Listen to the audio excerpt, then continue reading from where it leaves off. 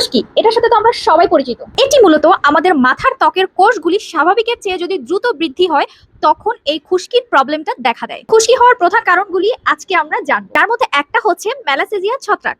এটি সাধারণত সকল প্রাপ্তবয়স্ক মানুষের মাথার ত্বকে থাকে, তবে কোনো কারণে যদি এই ছত্রাক অতিরিক্ত মাত্রায় বৃদ্ধি পায় তখন সেটা মাথার তেলকে ভেঙে অ্যাসিড তৈরি করে, যা সংবেদনশীল ত্বকে জ্বালা পোড়া এবং খুশকি তৈরি করে।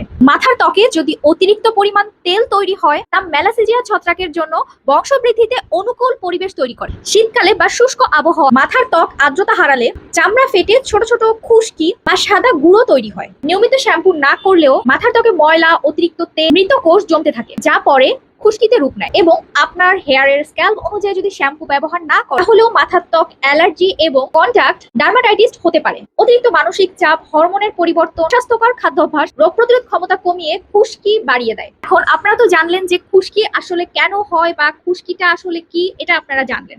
এখন খুশকি থেকে যদি আপনি পরিত্রাণ পেতে চান তাহলে কমেন্টস করেন, আমি নেক্সট ভিডিওতে জানাবো যে খুশকি থেকে আপনি কিভাবে স্থায়ী সমাধান পেতে পারেন। এরকম আরো অনেক ভিডিও চাইলে অবশ্যই পেজটা ফলো দিয়ে রাখবেন, আর ভিডিওটা ভালো লাগলে অবশ্যই শেয়ার করে অন্যকে জানিয়ে দেওয়ার ব্যবস্থা করবেন।